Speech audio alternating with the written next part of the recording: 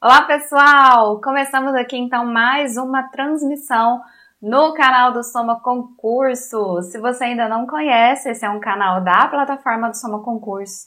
Aqui a gente coloca então aulas gratuitas, conteúdos gratuitos relacionados aí às temáticas ambientais e a tudo que cai, né, nos concursos ambientais que estão previstos aqui para o Brasil, beleza? Então já te dou a dica aí, se você não é inscrito no canal, se inscreve, porque tem uma programação muito rica de conteúdo gratuito aqui para te ajudar nessa sua caminhada aí rumo ao concurso público, beleza? Eu sou a professora Carolina Arantes e pelos próximos minutos vou te acompanhar aqui dentro de um tema que será com certeza cobrado aí no seu concurso, beleza? Bom, gente, se você já é aluno Soma, toda essa aula, todo o conteúdo dessa aula vai ficar disponível para vocês lá na plataforma, tá? Todos os módulos. E se você não é, você vai ter a oportunidade de ver a primeira aula, o primeiro módulo aqui de forma gratuita no YouTube, beleza? Para quem não conhece também, a minha metodologia é da seguinte forma. Eu faço primeiro uma exposição teórica de todo o conteúdo e depois, nos nossos últimos módulos, a gente resolve uma bateria de exercícios para reforçar aí o seu conhecimento sobre isso, tá bom? Bom, se você não é aluno do Soma Concursos, entra lá então no site www.somaconcursos.com.br e veja lá então todas as oportunidades de cursos que a gente tem que pode te interessar, tá? Pode te ajudar aí nessa sua caminhada, beleza? Hoje a gente vai falar sobre estrutura de populações e manejo sustentável de fauna na natureza e em semi-liberdade, beleza?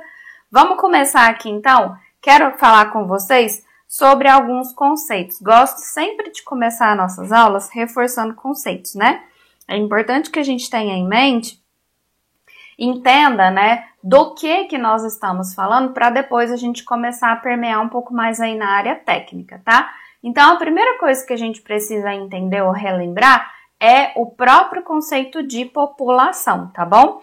Então, a população é um grupo de indivíduos de uma mesma espécie que ocupa uma determinada área em um determinado espaço de tempo, tá? Então, quando a gente pega ali, né, um conjunto de indivíduos da mesma espécie, o que isso quer dizer, professor, indivíduos da mesma espécie? Indivíduos da mesma espécie são aqueles indivíduos que têm uma semelhança morfológica, fisiológica e ecológica e que, quando cruzam, deixam descendentes férteis, tá? Então, esse grupo de indivíduos que estão ocupando uma determinada área em um determinado espaço de tempo, a gente chama de população, tá bom? Então, isso é a definição ecológica do que é uma população. E aí, gente, para eu delimitar uma população, eu posso ter uma delimitação que é natural. Então, por exemplo, né, é uma população de peixes que só acontece dentro daquele lago. Beleza, eu tenho essa fronteira natural ali que eu consigo delimitar, tá? Mas, por exemplo, se eu precisar delimitar ali uma população de borboletas, eu posso definir uma fronteira, tá? De acordo com determinadas características. Então, a população de borboletas no bosque tal, uma população de borboletas na área tal, tá? Então, essa fronteira ela já pode existir naturalmente, né? Então, ser uma fronteira natural, ou a gente define essa fronteira de acordo com as características daquela população, ou seja, né?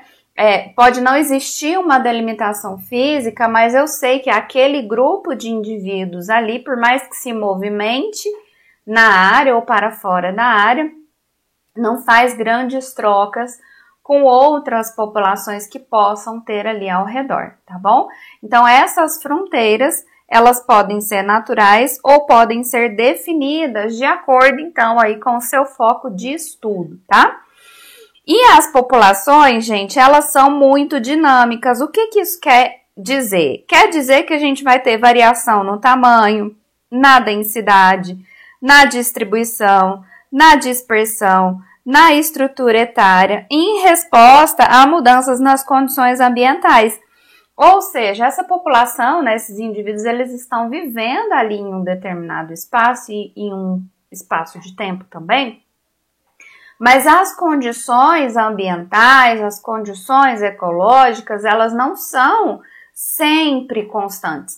A gente tem variação. Então, eu posso ter, em um determinado momento, variação na disponibilidade de alimento, por exemplo, muito alimento, e isso vai fazer com que essa população, então, cresça em resposta a isso. E, em contrapartida, pode ser que eu tenha um período ali de uma seca muito grande naquele local. E aí esse evento de seca faz com que a população diminua. Então existe o que a gente fala de estabilidade dinâmica, né, dentro da ecologia. As populações, elas ficam flutuando, né, em relação ao seu tamanho, em relação à estrutura etária, em relação a vários outros parâmetros estruturais. Elas ficam variando ali ao longo do tempo, mas o que a gente precisa observar é que essa variação, ela precisa ser uma variação mais ou menos constante. Quer dizer, eu não posso ter picos, né? Ou de aumento muito grande de indivíduos ou de redução de indivíduos.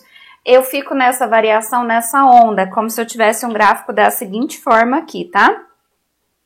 Como se eu tivesse uma variação assim, tá? Então, a estabilidade é uma linha reta, perceba aqui, tá? E a variação é isso aqui. O que eu quero dizer? Eu não posso ter nenhum pico dessa população e nenhuma queda muito grande dessa população, tá? Ao longo do tempo, porque isso vai gerar, então, problema na estrutura. Mas, fora isso, a gente tem, então, uma dinâmica, né? Uma variação aí constante ao longo do tempo. E aqui nesse gráfico eu estou mostrando para vocês, né? Então, aqui a gente tem um gráfico mostrando, né? Uma barra de tempo em anos e aqui o número de indivíduos, tá? Isso aqui é o número de indivíduos de mico-leão dourado na natureza aqui no Brasil. Então, a gente vê que existe aqui, né, uma tendência de aumento muito grande, de 80 até 2014, muito por conta dos projetos que foram feitos, tá? Para essa espécie específica, para a conservação dessa espécie. Uma leve queda aqui, então, em 2019, e depois um aumento de novo aqui até 2023. Então, percebam que existe aqui, aí o que a reportagem vai falar é que essa queda ali foi por conta de algumas alterações, como aumento de desmatamento, né? Redução de hábitat e, em grande parte, por mudanças climáticas que foram surgindo aí, né? Que foram acometendo as regiões dos projetos, né? De preservação de mico-leão dourado nesse período aí, então, entre 2014 e 2019, tá bom? O que a gente precisa entender aqui é o conceito de população e que essa população, então, varia, fica variando aí ao longo do tempo, tá? Bom, a gente tem vários parâmetros, gente, que definem a estrutura da população. Eu não vou mostrar todos aqui para vocês, porque o nosso foco não é entender a ecologia, né, de estrutura de população propriamente dita. O que a gente precisa entender aqui é como que a estrutura de população atua no manejo sustentável, tá? Então, eu escolhi para vocês alguns parâmetros, que são parâmetros importantes e que acabam tendo, então, né, relevância quando a gente fala desse manejo sustentável.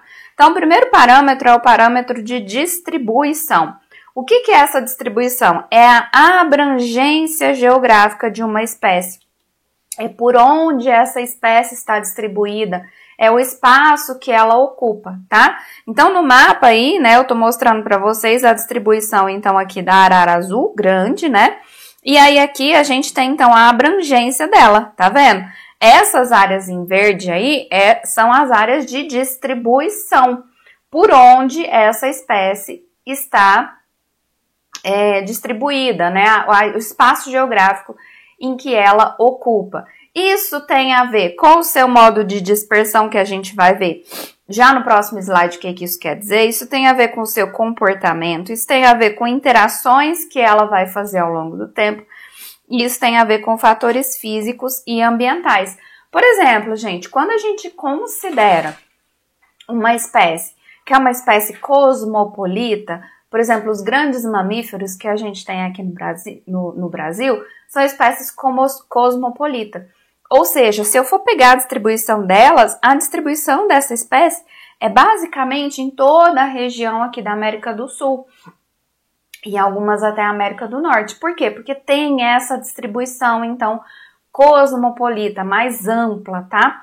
Isso tem a ver, então, com comportamento, são espécies que demandam um território muito grande para acontecer, tá?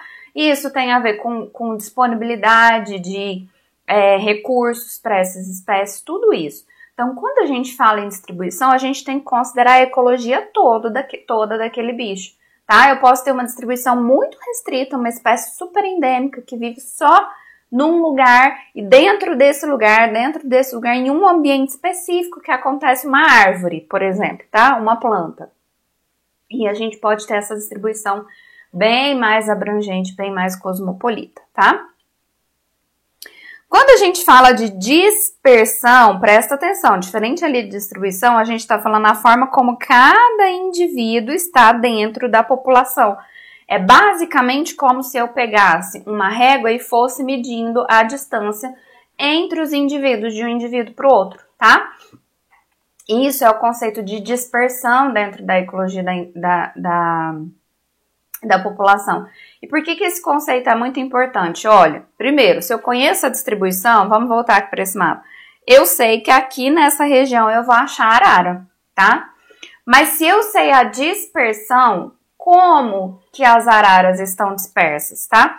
Aí eu consigo entender dentro daquele ambiente aonde eu vou ter, então, ali espaços que são mais favoráveis para a ocorrência dessa espécie, espaços que são menos favoráveis, tá? Então, a dispersão ela é um pouquinho mais restrita. A gente pode ter dispersão uniforme, dispersão aleatória e dispersão agrupada. Basicamente, a gente tem, né, dois extremos aqui. Na dispersão uniforme, a gente tem indivíduos com espaços praticamente iguais, distâncias praticamente iguais entre eles. Então, é um ambiente muito homogêneo, a gente praticamente não vai ter diferença ali na distribuição de recursos. E a gente tem a distribuição agrupada, que a gente tem espaços, distâncias muito pequenininhas entre os indivíduos, normalmente associada a uma característica específica do ambiente, tá? E no meio desses dois extremos, a gente vai ter a distribuição aleatória, que é aleatória, é isso, né? Independe ali, né? A condição do ambiente não tá associada a isso. Então, vamos falar aqui da distribuição agrupada ou agregada. Os indivíduos estão muito próximos uns dos outros, né? Aninhados em grupos distintos. Normalmente, isso está associado a uma condição específica do hábitat, tá? Então, aqui, por exemplo, eu estou mostrando para vocês essa espécie de lagarto. Essa espécie de lagarta é uma espécie que tem aqui, então, né, essa distribuição agregada. Quer dizer, os indivíduos fazem isso primeiro para se proteger, né, de predação, inclusive, e segundo porque normalmente esses ovos eles já eclodem em áreas que são propícias para manter o seu desenvolvimento. Então, em regiões onde a gente vai ter ali, né, o vegetal específico para essa lagarta se alimentar, entrar em pulpamento, né, fazer a sua pupa e depois virar ali, então, uma borboleta ou uma mariposa, tá? Aqui, por exemplo, a gente tem situações de vegetação, né, vegetação que fica ali, então, agrupada, agregada, né, restrita a um determinado espaço. Nesse caso aqui é uma condição de solo. Nessa área aqui a gente tem uma condição de solo específica que contribui para o desenvolvimento de uma vegetação, então, mais arbustiva e arbórea. Enquanto que aqui, nessas regiões, onde a gente tem um solo mais encharcado, a gente vai ter o predomínio de espécies que são espécies de gramíneas, né? Espécies mais rasteiras e mais herbáceas, tá? E aqui nesse caso, então, a gente tem os próprios recifes, né, de corais. Então, as áreas de corais são áreas de grande aglomeração de seres vivos do ambiente marinho. Então, esses seres, eles ficam agrupados ali, por quê? Porque ali é onde eu tenho mais recurso, de alimentação, recurso de reprodução, recurso de abrigo e assim por diante. Então, essa é a distribuição agregada, né, ou agrupada. Eu consigo distinguir dentro do ambiente diferentes grupos daquela espécie, diferentes grupos de indivíduos daquela espécie que normalmente estão associados a uma condição específica do ambiente, tá? Quando a gente fala da distribuição uniforme, a gente está falando de indivíduos que estão separados por espaçamento semelhante. E aí, aqui, uma condição muito interessante é a competição intraespecífica ou interespecífica, que pode acontecer aqui e acaba gerando, então, essa condição, tá? Por exemplo, a gente tem os pinguins. Os pinguins, eles são espécies ali que têm essa distribuição uniforme ou homogênea, né? Por quê? Pinguim é um bicho bastante territorial, né? Apesar deles viverem em grupos, eles têm essa condição de territorialismo, né? Então, animais que costumam ter essa condição territorial podem ter um tipo de dispersão aí classificada como uniforme ou como homogênea, tá? E isso acaba gerando, então, essa distribuição. E é mais comum que isso aconteça, não tanto para animais, mas para a flora, para vegetais, tá? Então, a gente tem aqui duas espécies que acabam tendo essa distribuição uniforme, tá? Por quê? Porque são espécies que geram, inclusive, né, alelopatia, condições ali no solo que fazem com que outros indivíduos não sobrevivam até uma determinada distância, que é o caso aqui, então, desse arbustinho, tá? No caso dos cactos, isso está mais relacionado com a competição que eles acabam tendo que estabelecer por conta de água, de distribuição de água, tá? Então, a distribuição de água aqui, né, a restrição de água em um determinado raio acaba fazendo com que esses cactos fiquem dispostos aí lá no deserto de forma uniforme ou homogênea, tá? E aí a gente vai ter, então, a distribuição aleatória ou randômica, que os indivíduos estão separados randomicamente, aleatoriamente, sem qualquer dependência da proximidade uns com os outros, tá? Nesse caso aqui, a probabilidade de ocupação dos espaços é igual para todos os indivíduos, a gente não tem grandes diferenças nessa ocupação. A maior parte dos animais tem essa distribuição aleatória, tá? Ou aleatória ou agregada, e os vegetais também vão ter essa distribuição aleatória, tá?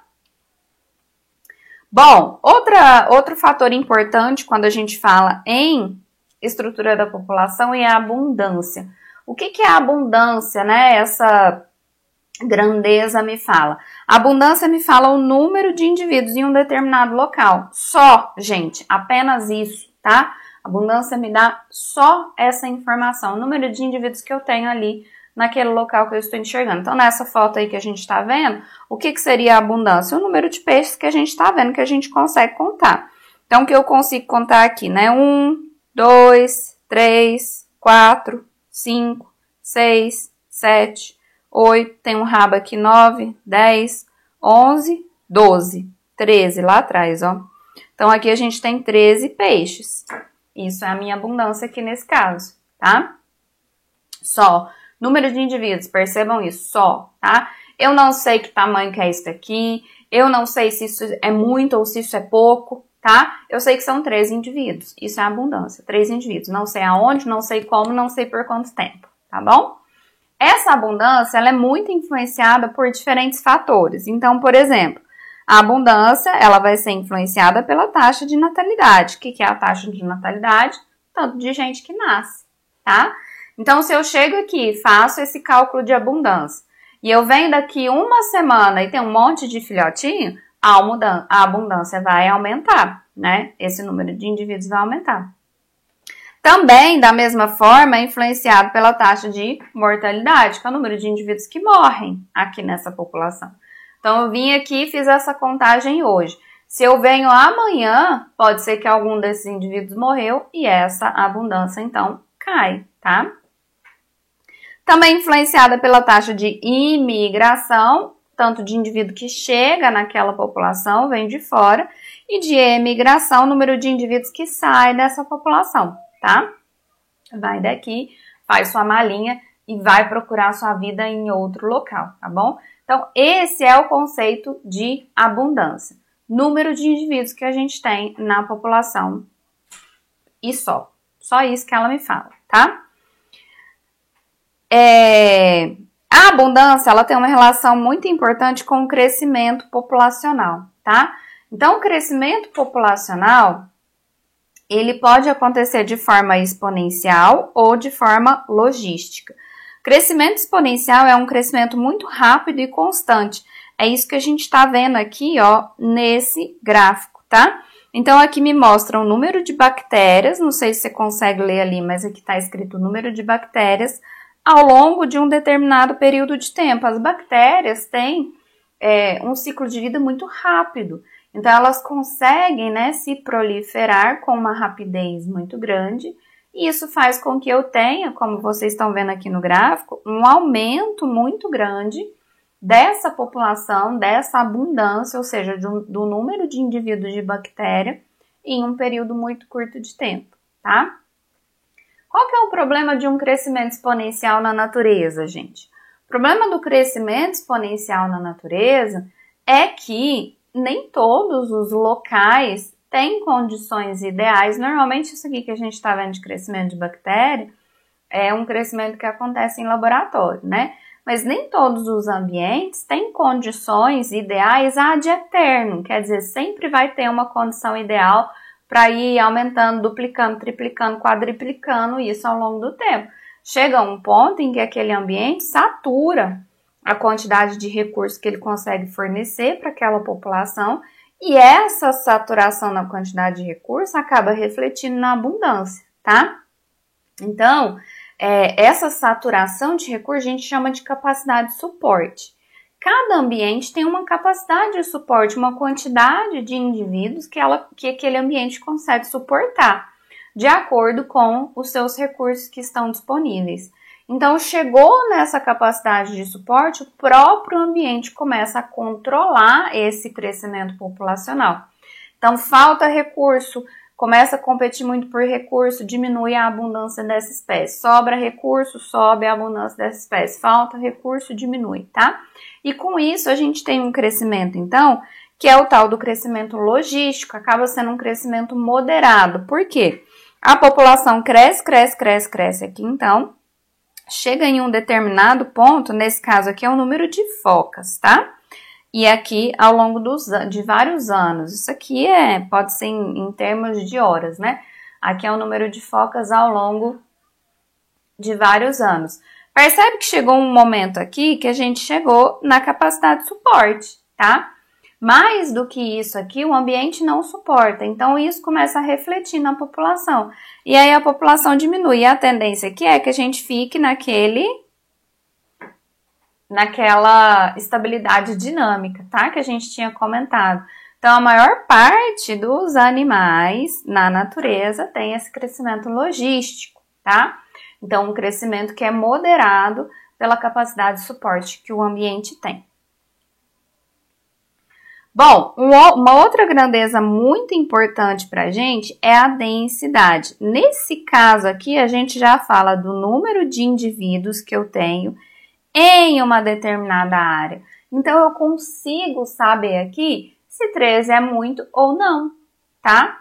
Porque se eu coloco a área de distribuição, a área em que eu estou estudando, eu sei de falar se 13 é muito ou não, tá? Então, se eu pego aqui uma área de 1 hectare e eu falo, olha, eu achei 13 indivíduos de rato ali nessa área de 1 hectare, tá?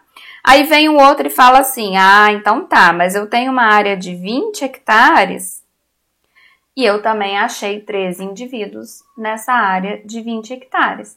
Você consegue perceber que há diferença aqui, tá? Aqui eu tenho 13 indivíduos em 1 hectare e aqui eu tenho 13 indivíduos em 20 hectares. Vamos fazer aqui a conta com 10 hectares, por exemplo, para ficar mais fácil, tá? Quer dizer que aqui eu tenho 3 indivíduos por hectare. E aqui eu vou ter, então, 0,13 indivíduos por hectare. Olha, tá vendo, né? Que tem uma diferença bem grande, né? A densidade aqui nesse meu segundo caso está bem menor do que no primeiro caso. É lógico que isso vai depender da espécie, vai depender da condição, né? Vai depender do foco ali do nosso estudo. Mas a densidade sempre está relacionada com o espaço, seja a área, seja o volume, tá? Que a gente vai analisar. E a densidade, ela é muito influenciada por aqueles mesmos fatores que a gente viu. Então, a natalidade, que é o número de indivíduos que nasce, acaba aumentando a densidade populacional, assim como a mortalidade acaba reduzindo essa densidade populacional. A imigração aumenta essa densidade populacional, enquanto a emigração diminui essa densidade populacional, tá? Então, essas são as diferenças entre abundância e densidade. Vamos falar agora um pouco dos métodos de amostragem. Então, gente, para eu entender a estrutura de uma população, eu preciso ir lá e fazer uma amostragem. E isso, contar o número de indivíduos, né? Pelo menos, né? Dentro de uma área. Isso é uma amostragem. Então, a amostragem é o que vai identificar para mim como que aquela população está. E a partir do momento que eu identifico como aquela população está, eu consigo fazer o manejo, tá? Então, entendam que uma coisa está conectada com a outra. Como que a gente faz estimativa do tamanho de uma população, tá? Essa estimativa, primeiro, depende da espécie-alvo, tá? Bom, se eu vou estudar uma população de formigas, eu preciso ter um foco diferente do foco que eu vou ter se eu for estudar uma população de onça-pintada, tá? Outra coisa, o ambiente que habita. Estudo, né, influencia no tipo de estimativa que eu vou fazer. Um outro fator, a densidade da vegetação. Quando é uma população de fauna que vive em uma área de densidade de vegetação muito grande, né, uma vegetação muito densa, uma vegetação complicada de ficar, por exemplo, caminhando ali por ela, isso influencia muito no método de amostragem que a gente vai fazer, tá? A época do ano, obviamente, a gente tem, então, né, espécies da fauna que têm sazonalidade, que acabam ocorrendo aí com maior frequência em um determinado período do ano do que em outro. O custo, gente, quanto de dinheiro que eu tenho para fazer essa amostragem é muito importante, tá? Então, eu posso sim, por exemplo, entrar numa floresta e querer fazer um censo de formiga. Posso. Dá pra gente fazer um censo de formiga, contar quantas formigas eu tenho ali. Mas isso é viável economicamente? Não é, tá? Então, o custo também, lógico, tem uma influência muito grande no método de amostragem. E a pergunta experimental, o que eu quero responder com isso, tá? Aqui no nosso caso, é basicamente como essa população está, beleza? Então, a pergunta que a gente quer é como ela está. Ou eu posso ter outro tipo de pergunta. Qual é a resposta dessa população, por exemplo, a uma ação de manejo, tá? Qual é a resposta dessa população a uma reintrodução, alguma coisa nesse sentido, tá bom? Bom, a gente tem métodos de amostragem que podem ser métodos diretos e métodos indiretos. Vamos falar um pouco dos métodos diretos. Nos métodos diretos, a gente faz a observação direta dos animais ou uma captura temporária para identificação e marcação, tá? Então, a gente tem os métodos visuais. O que esses métodos visuais envolvem? A observação direta desses animais em campo. Normalmente, esses métodos são usados para espécies que são diurnas e de fácil visualização, né? Não são espécies que ficam intocadas, não são espécies, né, que têm hábitos noturnos e assim por diante. Pode ser realizado a pé, de barco ou em algum veículo. Então, por exemplo, a gente pode ter a estimativa por transecto linear, que é o caso dessa imagem aqui. Então, esse pesquisador está fazendo o levantamento de alguma espécie ali, não sei, de coral, provavelmente, fazendo o método linear. Então, ele anda por uma linha ali e o que ele visualiza nessa linha, ele vai marcando, então, como ocorrência, tá?